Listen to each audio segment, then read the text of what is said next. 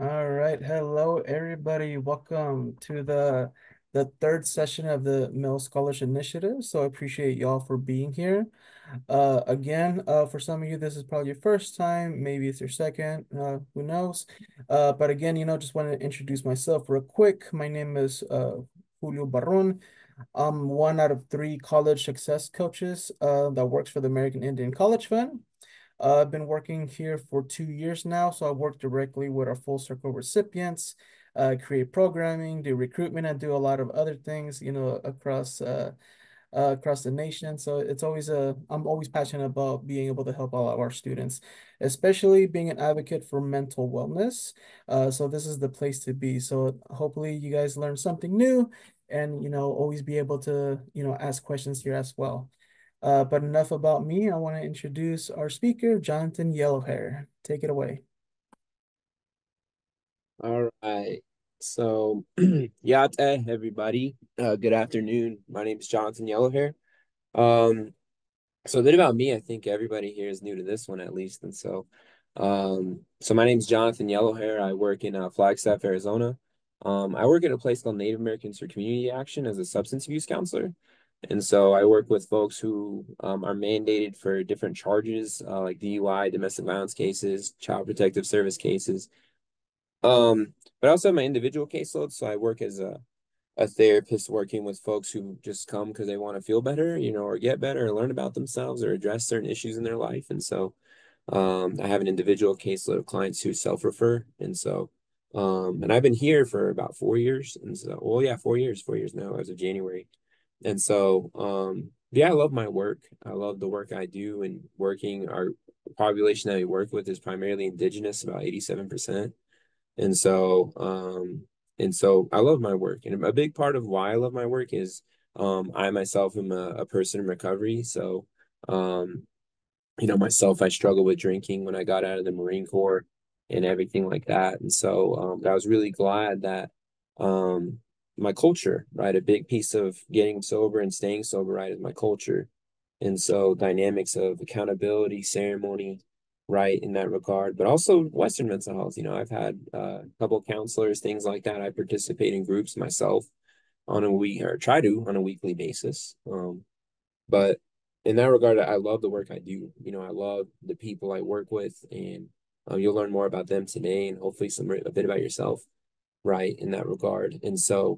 Um, with that, I would like to go ahead and get started with a quick review, actually. Let me go ahead and start this up real quick.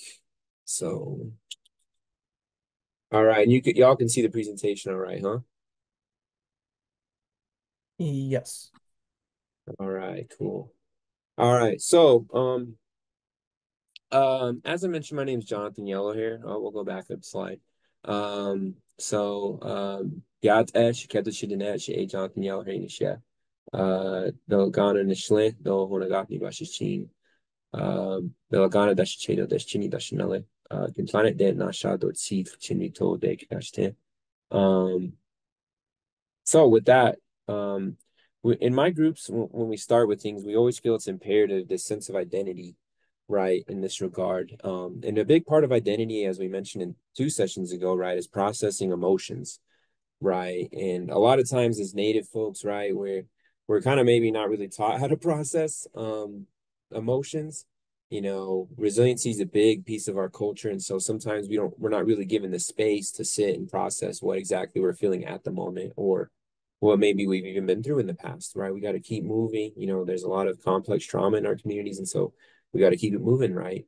But it's good at times to just stop and recognize and validate your emotions. And what we learned about 2 sessions ago was emotional vocabulary, right? Or emotional intelligence, excuse me. And with emotional intelligence, the way you develop emotional intelligence is developing your emotional vocabulary. And so a piece of that is utilizing what we call the feelings wheel in our work. And so a lot of times we have clients come in, right? Especially our mandated clients, they come in and they're not really too keen or know how to convey their emotions in that sense. A lot of them, that's why they're here, right? And so we always encourage them, to when we check in to because we ask them, hey, how are you checking in today? And they're like, oh, I'm good.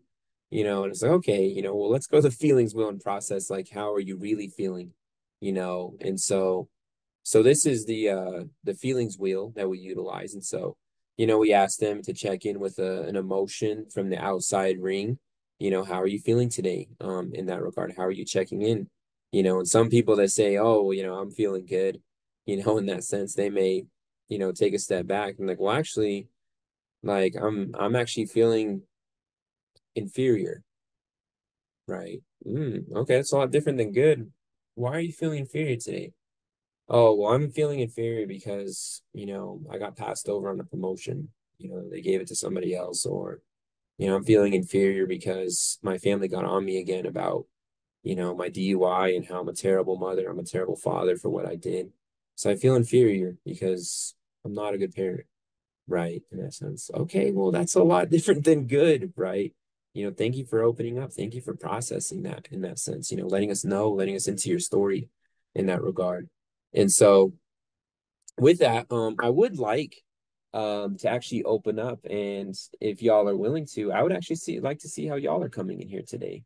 So take a look at the feelings wheel, the outside ring. There's a lot of good emotions there, to pick from in that sense, things that you may be feeling right now or you have felt today, or man, stress right now, wrapping up this semester, right? It's right around the corner. Y'all are getting there, I promise. But how are you checking in today? And so I'll go ahead and go first. And then we'll go ahead and go to Julio to give some of y'all if you want to check in time to think. Today I'm feeling let's see, what's a good word or how am I feeling today? Um Today I'm feeling eager, right? I mean earlier today was anxiety, but I am feeling eager. Um I'm here. I love doing these webinars and presenting and things like that. So I was looking forward to this, but also right after this, right now we're actually getting a paint party ready for our clients, right? So we like to change things up, not just Zoom and therapeutic dialogue. Like, so we have 20 clients that are coming in tonight and we're facilitating a paint party for them. So we have a Navajo lady who facilitates paint parties, and she's coming and they're all setting up over there. So I'm like really excited, I'm eager for that. I'm like, oh, cool. Like, because we did this before and they really loved it, and it counts towards their treatment. And it's cool just seeing people relax and chill for a couple hours and have fun, in regard to that. And so how you feeling today, Julio? What are you checking in with?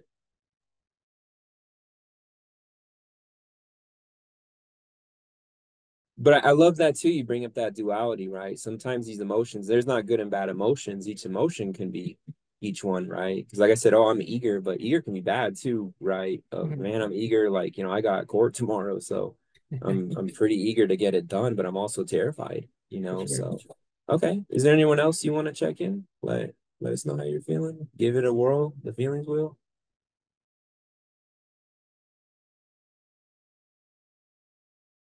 Okay, but yeah, absolutely. That can be absolutely overwhelming, right? Hey, these are good things that are happening, but it doesn't mean I'm not overwhelmed, right? Or like you said, Yeah. experiencing imposter syndrome, Yeah. in that sense. So Yeah. who's next?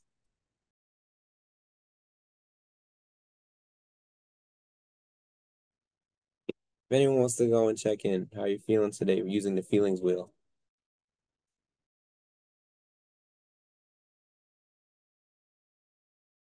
All right. Anyone else want to share? Check in how you're feeling today. Like Julio said too, you don't got to be cordial. If you're heated about something, if you're mad, like that's fine.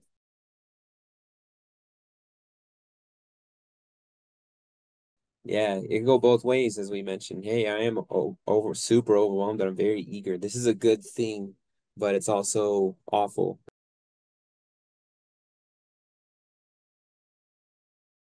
All right. Anyone else?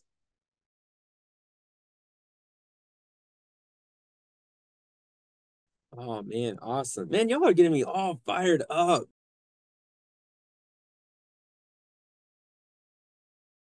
Oh yeah. Thanks for those words of encouragement, man. Like I said, y'all are firing me up. I love it. I love it. And I especially love it, right? Because the reason for this conversation or why I want to talk on this topic today, right, is because It is difficult, as you mentioned, um, education was used as a weapon against our communities, right? In that sense. And so, and to this day, it's still rough. I mean, Bureau of Indian Education, schools on the Navajo reservation have a graduation rate of 48%.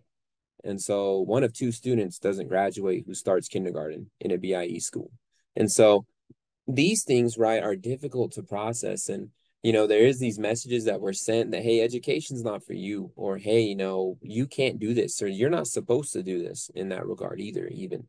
Right. And so, but today we're here to shake that up a little bit. We're here to process some things. Hopefully y'all can learn some things in that sense. And but like I said, I love how y'all opened up with this feelings wheel exercise. And so with this, it's a good tool, as I mentioned in the first session, to use to learn about your emotions, right? In that sense, instead of just blatantly going around, and being upset, or as Navos would say, being all nonchalant, right? Or somehow know what you're feeling, know what emotion you're taking home, know what emotion you're taking to class or leaving class with, right? In that sense, can be integral in that sense. Because if you go into class, oh, I'm angry, in that sense. I'm just feeling angry. I'm going into class angry. That's a lot different than going into class and being aware of, I'm feeling pretty humiliated. I'm feeling humiliated because my last class, the professor put me on the spot and I'm the only native in the class. And so I'm feeling humiliated. Okay, that's a lot easier, or not easier, I should say. It's a lot, you can work with that a lot easier in a sense than just being blatantly angry, right? And just not knowing why in that sense. So becoming more emotionally intelligent is essential, right, in our work um and what we do as folks, and so in education. So, anyone else?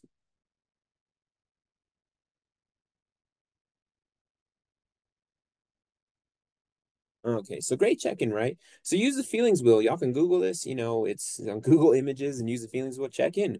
I encourage my clients that I work with, I do with everybody. Hey, twice a day, check in the morning and in the afternoon, what are you feeling and why? And you'll learn a lot about yourself in that sense. So to go ahead and move forward, in that regard, oh, clicked the wrong place.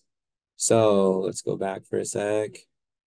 I had to look at the title because I was like, there's a lot of people talking about imposter syndrome today. Is it because of title? But it's not. So we talked about last session the four dynamics of well-being, and this is from a Western mental health standpoint, but like I talked about with Navajos, it's actually pretty congruent too. There's a biological piece to health, psychological, social, and spiritual, right? In that dynamic, right? There's a balance of four of them. And so when one of these is out of balance, it can make the other ones go out of balance too, right? Those of us that um struggled, with addiction, in that sense, that's a biological piece, that definitely affected our minds. It affected our interactions with other human beings, and it affected our spirit for sure, right? But you can do that with any of these. Hey, say you don't have the greatest people around you or people who are struggling as well. It is definitely going to affect your mind. It is definitely going to affect your body, right? And so on and so forth. We lose sight of our higher power, our medicine, our ceremonies, in that regard as well too. Can definitely throw the other ones out of balance. And our lesson, right, as Navajos is we talk about Hajo, right? Balance, right? So clients I work with, when clients come, there's some clients who do some wild stuff, that come here, and things like that. They're struggling with addiction. Some wild stories that I hear, right? But I never look at them or talk with them. Oh man, they're just, awful. They're a terrible person, right? They're out of balance. One of these is out of balance. Something happened to them when they were younger. Something happened to them when they were older, potentially, maybe their social interactions, their family ties are very toxic. Maybe they were in a abusive relationship, in that sense. That may be why they're here in that sense, and not because they're necessarily a terrible or awful person, right? In that sense, as Navajos traditionally, we don't buy into that notion. It's more of what threw you out of balance in that sense, right? So that's what we're learning about. We learned about last time, right? Of we processed a few of us of what may have happened or what could spur those things. Because my clients with DUIs and DV cases, right, are clients to get their kids taken away. Yeah, that's a huge issue in their life, and that's how they see it, right? Hey, my issue in my life is I got my kids taken away, or my issue is I got all these legal fees I gotta pay, and I gotta go to jail and stuff. Yeah, that's a big issue in your life, but that's just a symptom, right, of something bigger, something bigger in your life that maybe happened earlier. So what is that issue? And that's what therapy is all about, right? What is that issue that maybe set all this into motion, in that regard? And so, but today, today's conversation is all about community, right? And kind of integrity, self-motivation, if you will. And it's so funny because, like three of you said it already, talking about imposter syndrome, right? In that sense. And so, can anyone talk about what imposter syndrome is? Does anybody want to give a definition of it or what they think imposter syndrome is?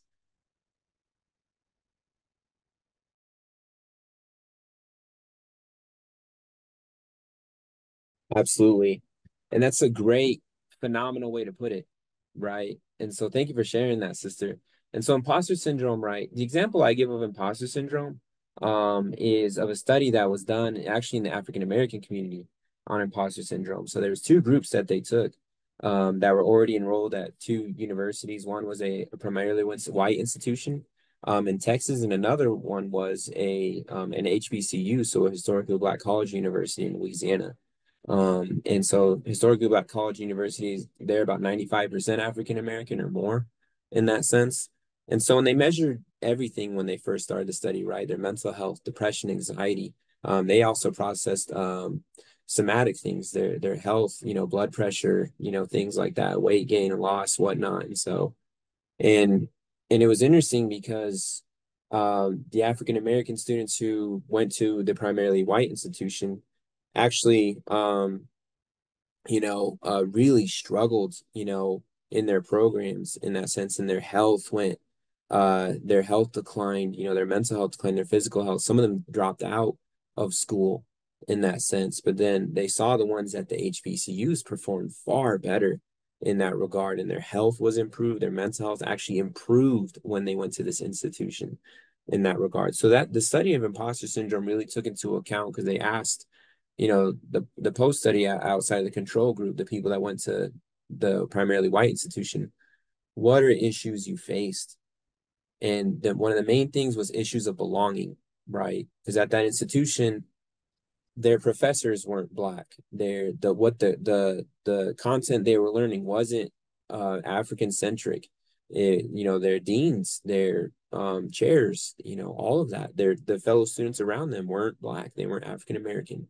So when something did come up, you know, um, of say, hey, they get, they already felt like they don't belong, but say something does come up of, hey, they get a C or something, right, or fail an exam, they're like, oh, I really don't belong here in that regard. Oh, they're right, or I'm sent this message. Yeah, I really don't belong here in that sense. And so, and as Native Americans, right, man, as indigenous people, we get sent this message all the time, right? Especially in education. Hey, you are an imposter.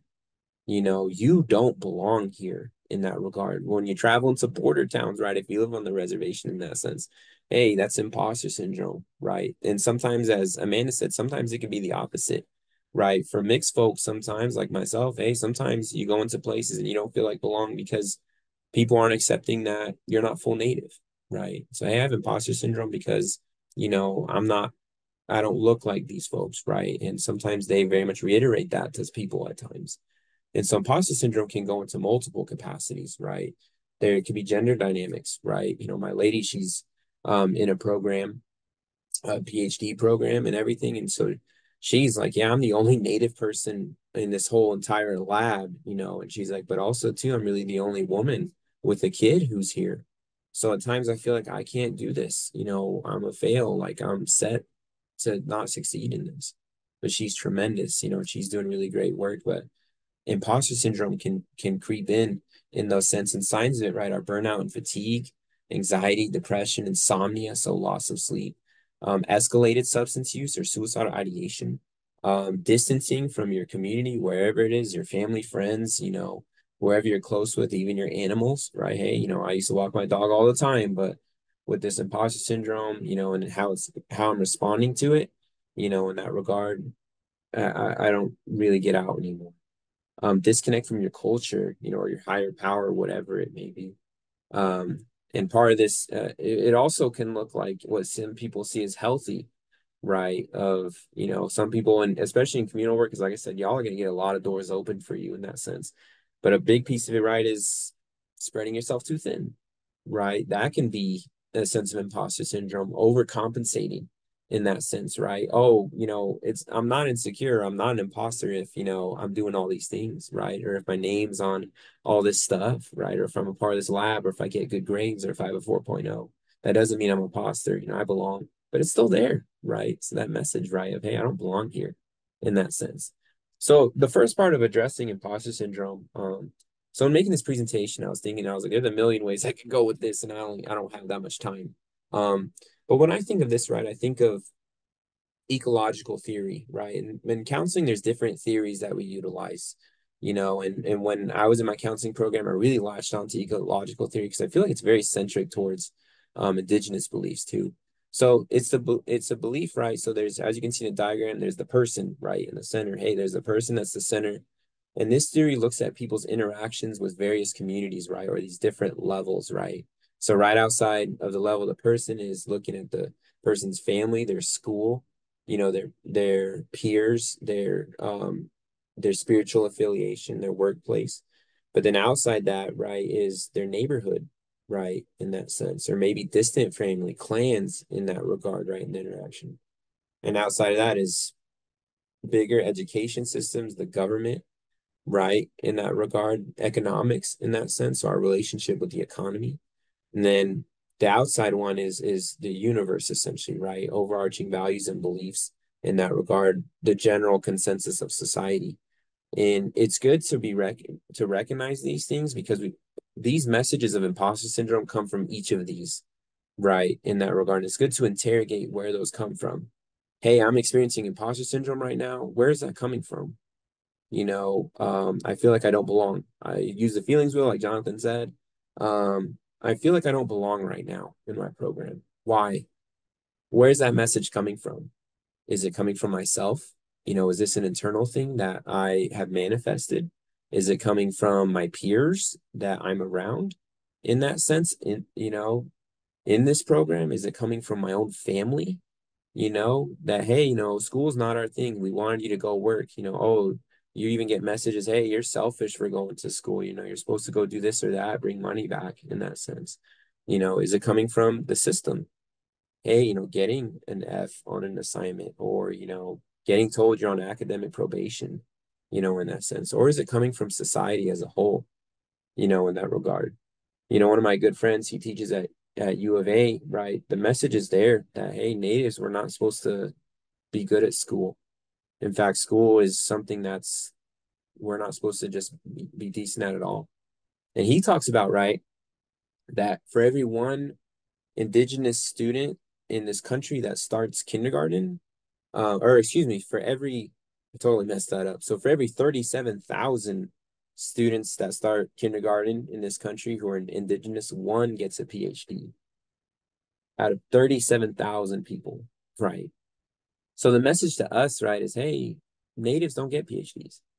Natives they don't go to grad programs, they don't get their bachelors, they don't get their associates, they don't graduate high school. And so that message of imposter syndrome, where does it come from? And using this model, right, you can recognize it, validate it, and address it in that sense. And I'll teach you how here in a bit, right? Because ecological theory, to put it in another way, right, is say like you have a rock, right? In other counseling theories or counseling in general is like, oh, well, counseling, you break the rock open and see what it's composed of, see this client, what they're comprised of in that sense. But ecological theory is more of looking at their situations, right? Looking at what shaped them growing up, right? So here, we have a picture because what people's environment, how they're interacting, society, their families, and things like that can shape people very different. So here, we have Antelope Canyon, here in Arizona, and it's shaped by what? Wind, right? Wind shaped this canyon in that regard. And people come from all over the world to see it, right? Then there's the Coolest Sleeve, right? Or San Francisco Peaks, right in our backyard, right? Was shaped by what? Rocks and plates forcing themselves on one another and creating these massive collisions and creating a mountain.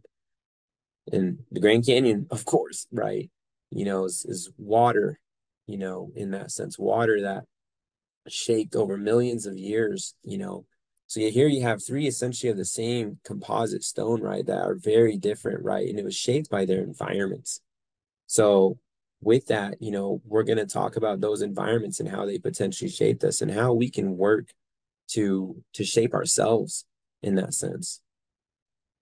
And but with that, I'd like to go over a case study real quick. And um, so a couple years ago, I was working with a client, um, who had been through all sorts of programs for decades. They went through, like inpatient treatment, rehab, outpatient treatment, all these therapists, right, in that sense, and everything. And when talking with this person, one day, and they came to me and they were like, yeah, I actually got cirrhosis.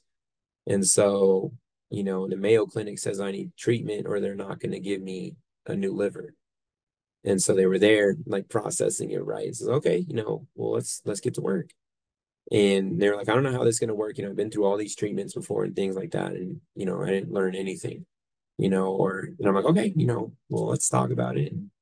So I love that notion we talked about last session of being a good guest, right? So as an elder, I was like, hey, I'm gonna be a good guest in your story. Like, let them be an elder. Tell me about yourself, your life and things like that.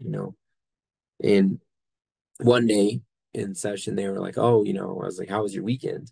And they were like, oh, well, I went and I worked in the dot cat, right? So the cornfield, right, as we talk about. And I was like, oh, okay, and so we started talking about DocCat and lessons with it, our family stories, and stuff like that.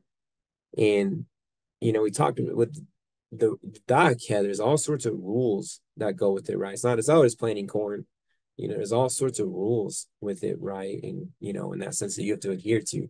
Hey, you got to get up early in the morning, water your plants, talk to them, sing to them, in that sense, prune out, toxic things that may be in there, take out weeds, things like that in that sense, right?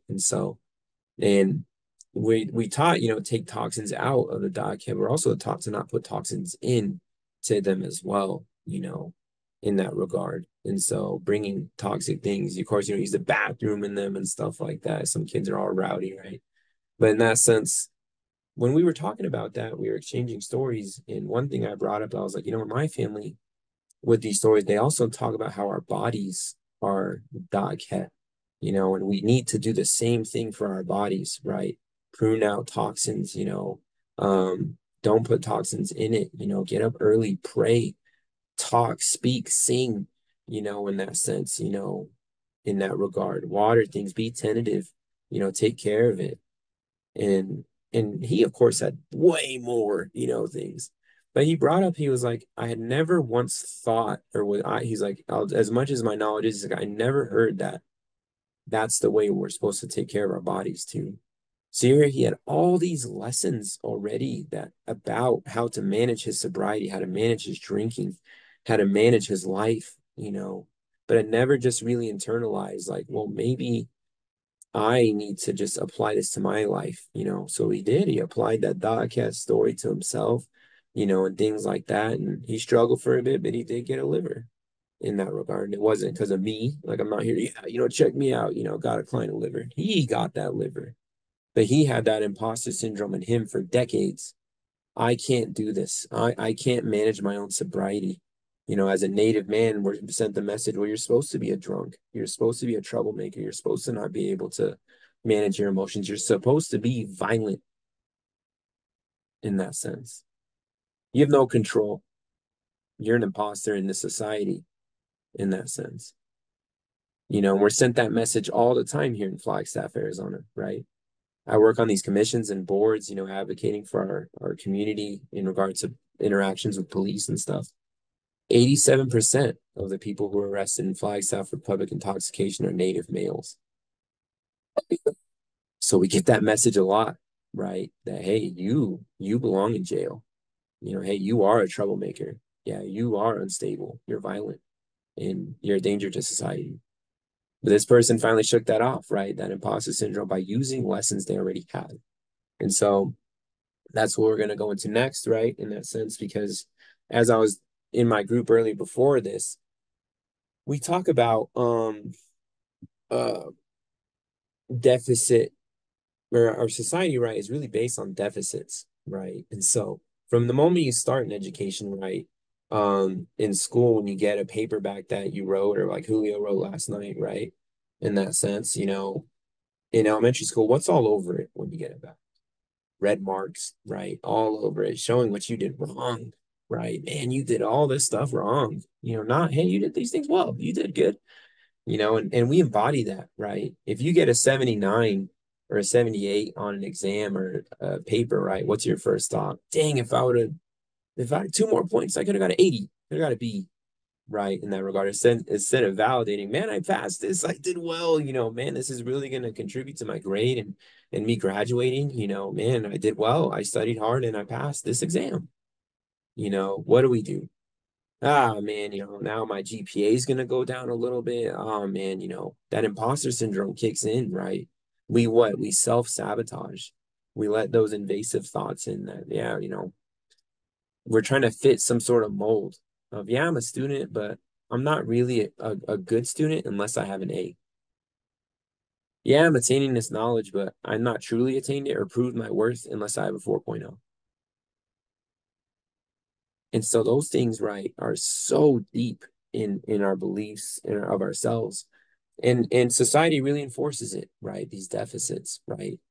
And even counseling, our field, there's this approach called deficit or strength based approaches, and it's with this notion of like, oh, well, they may have a deficit. Say a person is in a gang, you know, but they love art, then you should work with that art, man. If they love art, you should engage them. You should indulge them in that regard. And if they're very good at art, that's their strength. Indulge in it. Don't indulge in their deficit, right?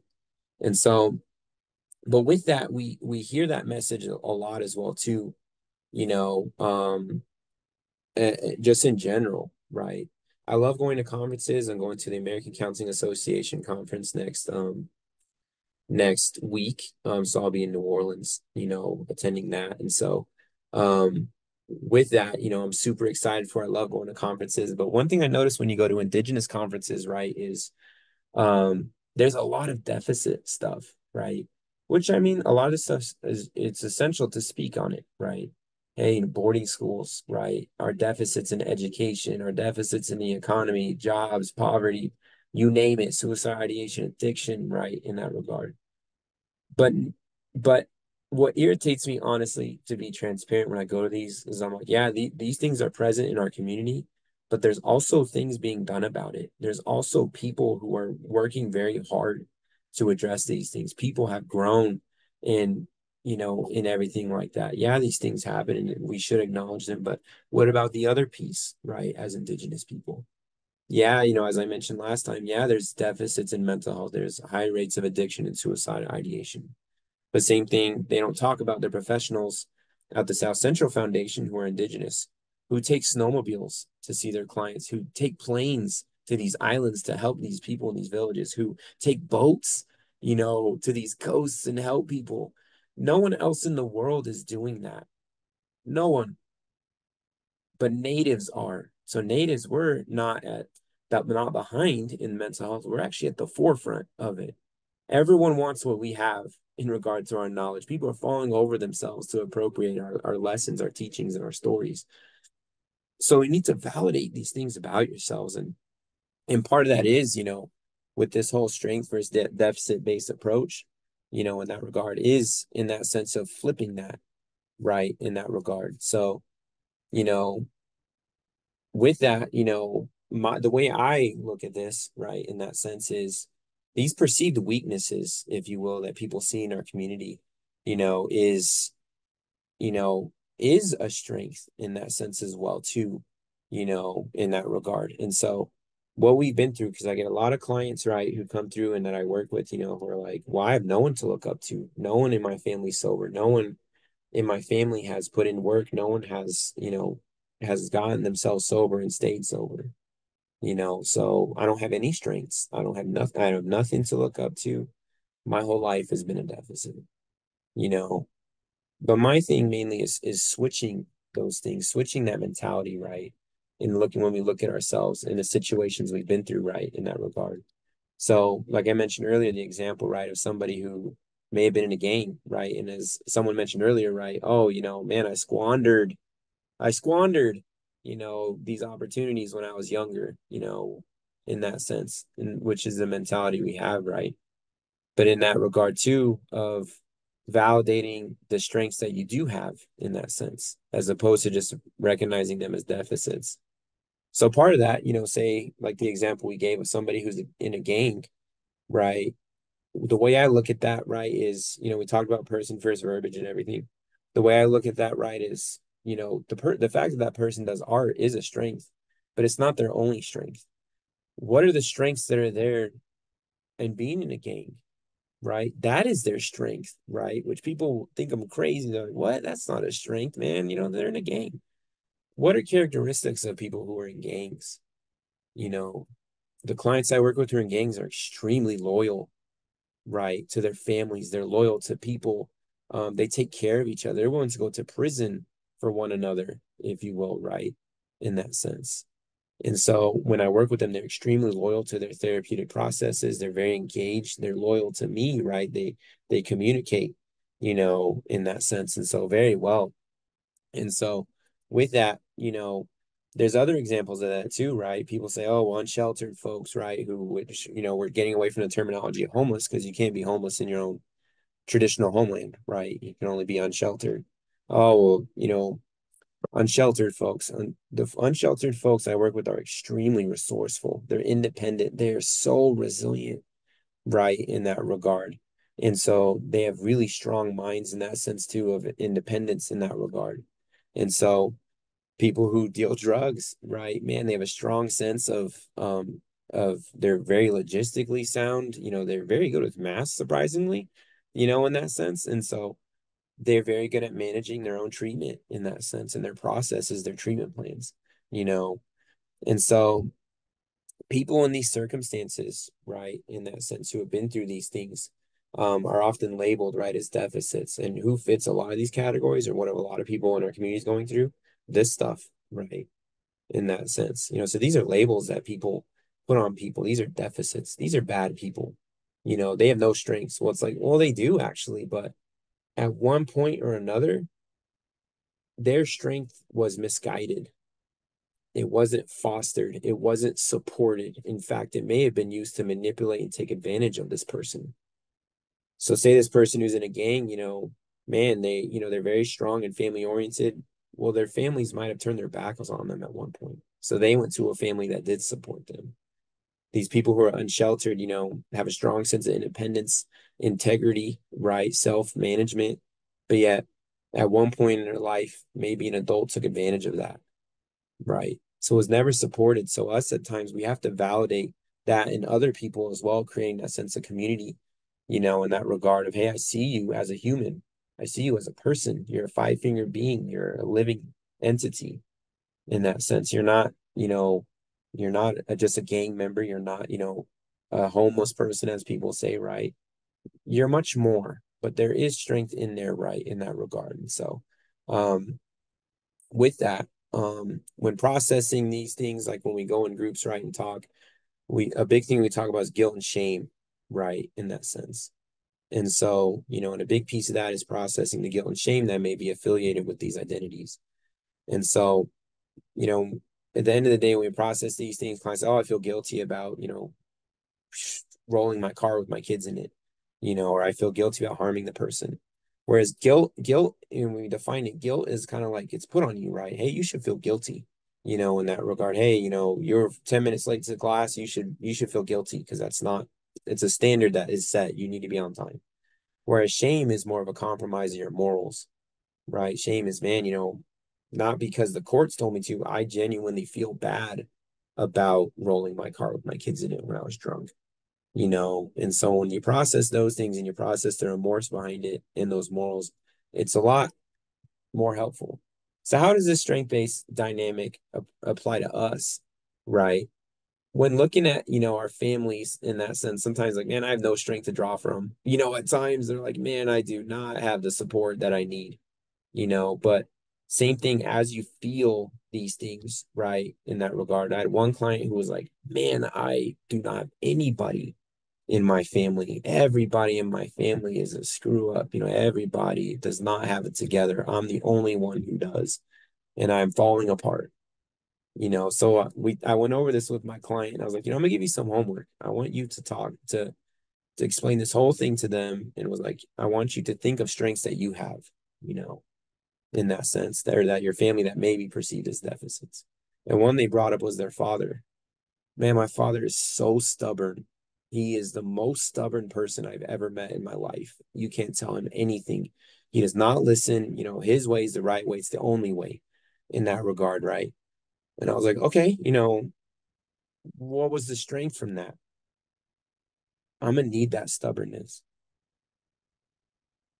As a person who's recovering from methamphetamine, I'm going to need that same stubbornness when telling people no. I'm gonna need that same stubbornness when I go through neighborhoods that I used to buy my G from. Okay, all right. So maybe there was this strength in your family and it was just misguided. Maybe it wasn't validated. Maybe it wasn't supported. Because all the times, right, we hear in our families, oh, don't be like them. Don't be like these family members. Don't be like these people, in that regard. When oddly, we should maybe try to be exactly like them, or maybe what if they were supported. Because we're very vindictive, right? Of, oh, these people are like this when they're essentially the result of the trauma that our communities have been through, boarding schools, violence against women, colonization, right? And so looking at these dynamics within our families, right? And where's the strength in them? People who are distant our family and their family, they don't talk to anybody. All they care about is themselves. They stay away from the family. They don't talk to anybody. They don't come to ceremony. They don't even help out with anything. Well, it sounds like that person has a really good sense of setting boundaries, right? They're really good at adhering to boundaries, and we could all kind of use that, right? In that sense. So there is a strength there to draw from. There's not nothing there. There's something to draw from in that regard, in that sense. And so, these types of things that are within our families, man, I have family members that are, struggling with addiction and they're unsheltered and they're out. We haven't heard from them in years. Well, man, that person, it sounds like they oddly maybe do care a lot about your family. They're not taking the same abuse that they went through out on y'all. Although they're taking on themselves, which isn't great, they do actually seems like they really have affection there somewhere. That they are not perpetuating the same violence that they were seen as a child from an adult. And so these dynamics, right, these strength-based dynamics versus deficit-based is essential when you're combating, these dynamics of imposter syndrome. You know, well, I had a client one time, they said, they were like, oh, we went over this and they're like, oh, like, man, I have this one relative, they're just always running around, on their partners. They're always cheating, they're always, there's infidelity all the time with them. I was like, is there a strength there? And they're like, well, at least for them, they're actually willing to reach out, for help, even though it's not in a good way. But maybe they don't hesitate to indulge in someone else, which if that was directed right, they could go get them into therapy. Another client was like, man, I got such a gossipy family, man. This one aunt, she wants to know everybody's business. She's so toxic. She just always is gossiping. Well, what if that was reinforced? She'd probably be a phenomenal social worker, right?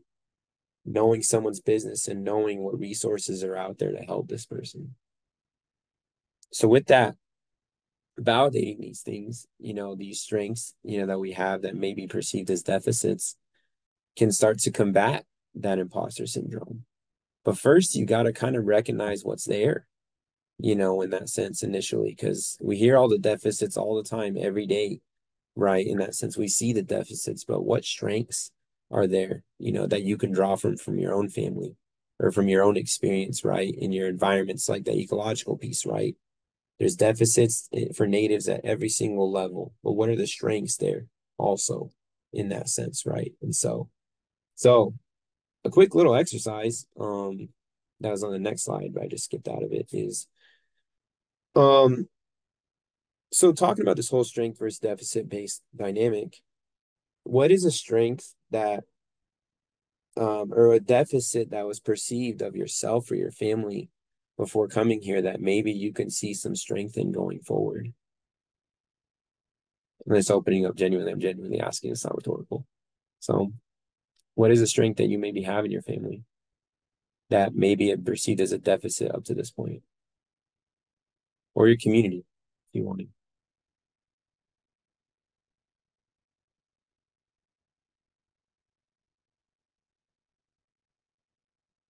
Any takers?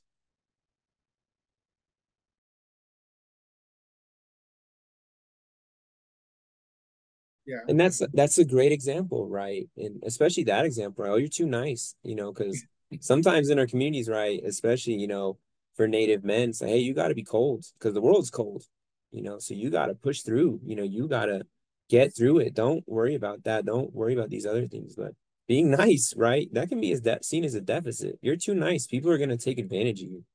When you go to this school or you leave this reservation or you leave this community, those people out there, they're going to take advantage of that. But being nice is it's a strength, right? Like literally, like you said, hey, it's helped me do all sorts of things.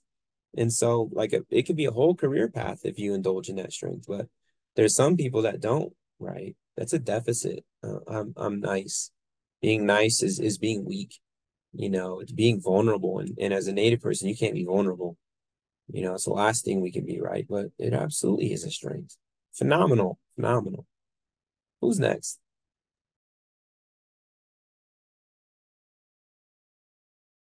Yeah, and that's what it's really all about, right? When we do these things, like, hey, if it helps one person, in that regard, and so, but that's a great example as well, right?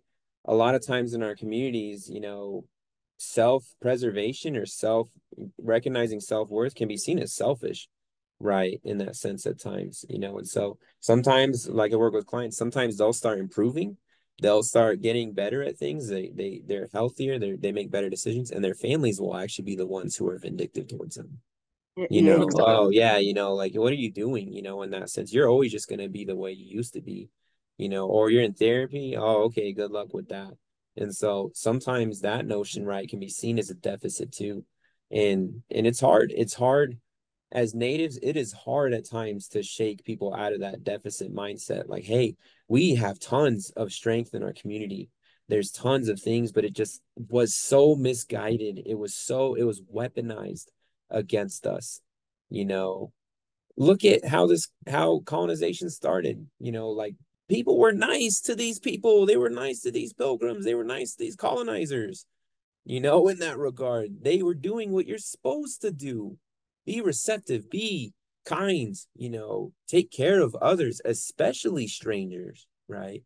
But they took advantage of it. So now people see that as a deficit. Don't do that again. Don't be nice to people, especially strangers. Do not be nice to them if people are not from your reservation or they're not from your community or chapter or whatever, you know. Ooh, don't be nice to them because that is only going to hurt you. That's a weakness being nice to people. And so, absolutely.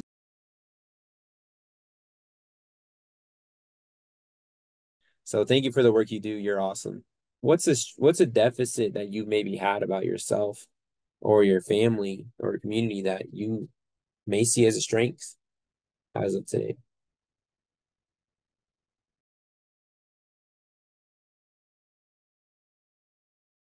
Something right. That's a spectacular example, right? Being a perfectionist, right, can be seen as a deficit. Oh, like, to be as an example, one of my coworkers, they're perfectionists and man, they can get overwhelmed at times, and even the event we're planning tonight, they're like, what if all 20 of them don't show up, or what if, this or this happens, or, what if this and that? And I'm like, that's okay. It's all right. It's all right for people. I was like, even if we get one, it'd be so worth it. It'd be worth the money we paid. It'd be worth our time staying after work. It'd be worth it. So some people who may be non-perfectionists, right? That may be their strength of like, hey, they're just happy. They see the kind of the other side of it. But there's a strength, of course, too, in being a perfectionist, of course, right? In that sense, because that same person that's worried about if 20 people will show up, they're the person that checked all the boxes to make this possible. They're the ones that made sure everything was good with billing, everything was good with the presenter, everything was good paperwork wise, right? And so there's strengths to that as well, but that can be seen as a deficit, while also being a person who is not a perfectionist can be seen, you know, as a deficit as well. Who's next? What is what's a deficit that maybe in your community you've seen that may be a strength, or in yourself or family?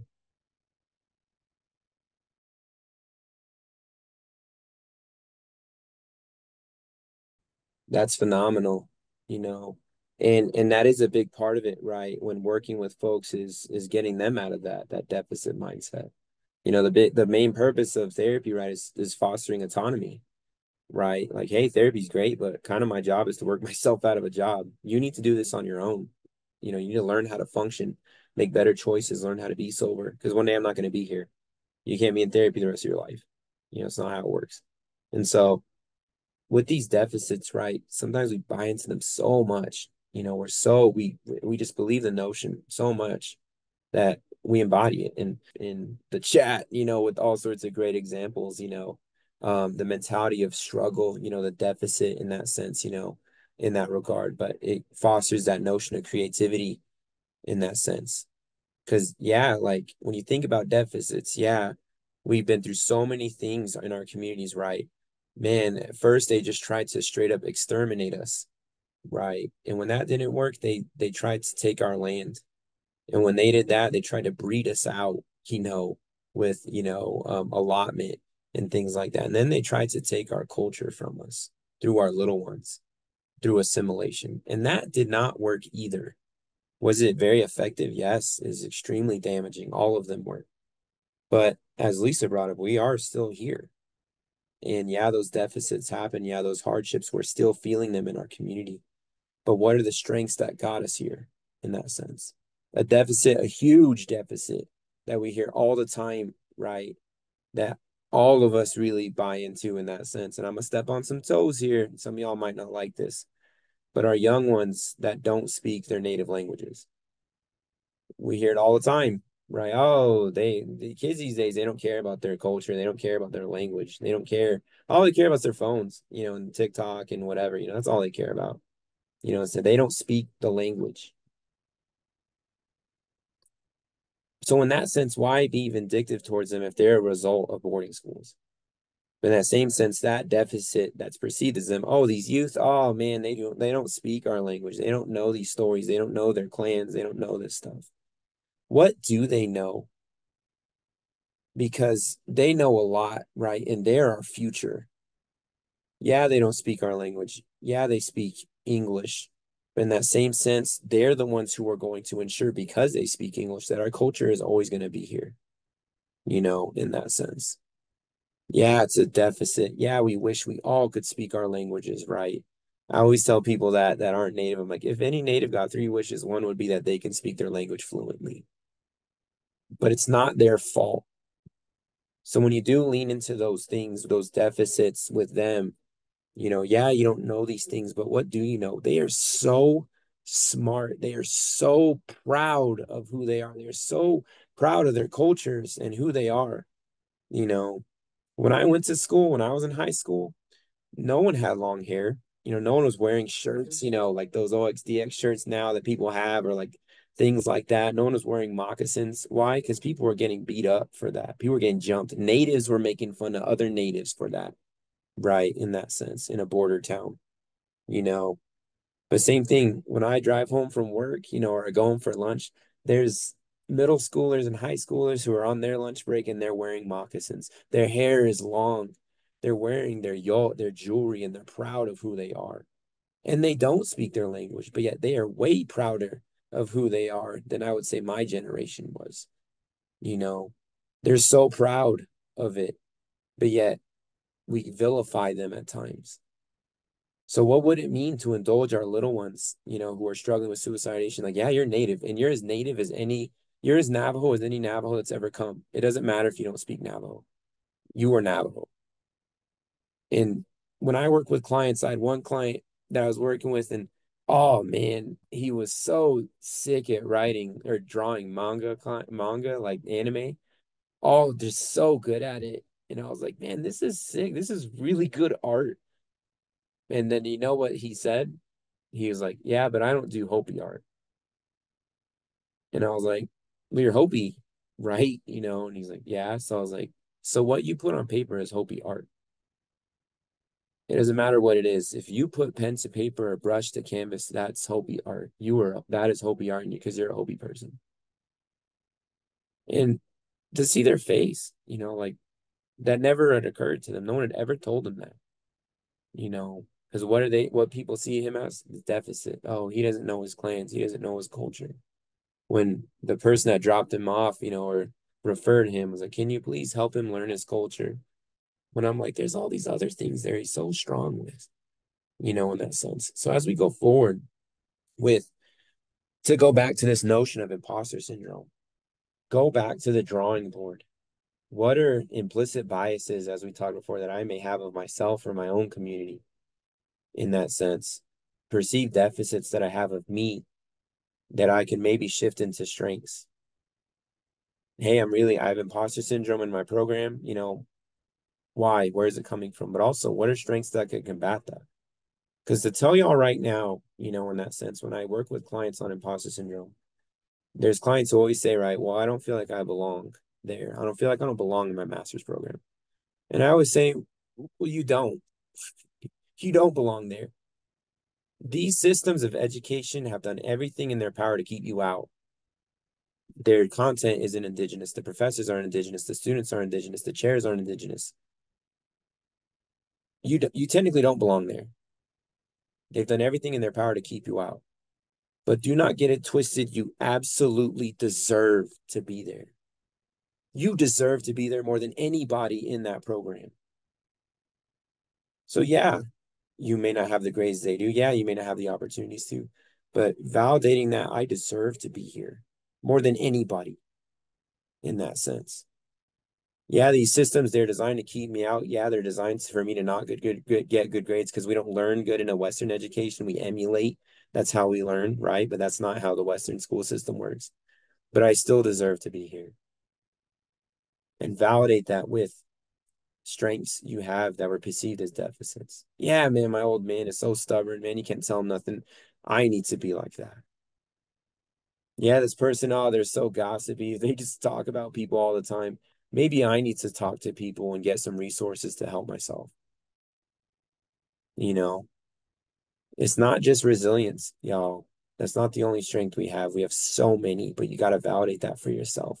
And combating that imposter syndrome, developing that sense of community for yourself first, is essential because this imposter syndrome is not going to go away. You're going to feel it. It's going to be when you graduate, it's going to be in your workplace. For me, like I said earlier, to wrap up, I'm mixed, right? In that sense, I'm white and I got bullied for it when I was younger. I still get not bullied for it, but there's still microaggressions towards me. Clients log in, especially I had a big beard here like a month ago. And they go, "Oh, you don't look Navajo." So, oh, well, thanks. Thanks for that, I guess. But recognizing as a white person as well as a white male, I also have privilege. In the past, it was seen as a deficit, but I use my voice to advocate for my community. Some of my coworkers who, are very humble and they're taught not to stick their necks out, not to speak out. Oh, I speak out for them. I advocate for them. I use my voice, right? In that sense, I use my strength from being a mixed person in that regard. So, what are strengths you have that may be perceived as deficits that you bought into? Use that to combat your imposter syndrome as you go forward into different programs or as you graduate in that sense, because it is going to be there. It's going to sneak in that imposter syndrome. I don't belong here. No, I maybe don't, but I deserve to be here. I deserve to be here because of all the strength that's in my past that was manipulated, that was used against the people in my family, but I'm taking it back. I'm reclaiming those things. As we see, right, with these posts and things, land back, right? It's not just land back, y'all. Mind back. Our bodies back. Our spirits back. We're getting all of them back. But that starts with stop buying into these notions of deficits and start working at getting and validating them as strengths. So that's it for this session. And so got about 5 minutes. Is there any feedback or questions or anything y'all want to say?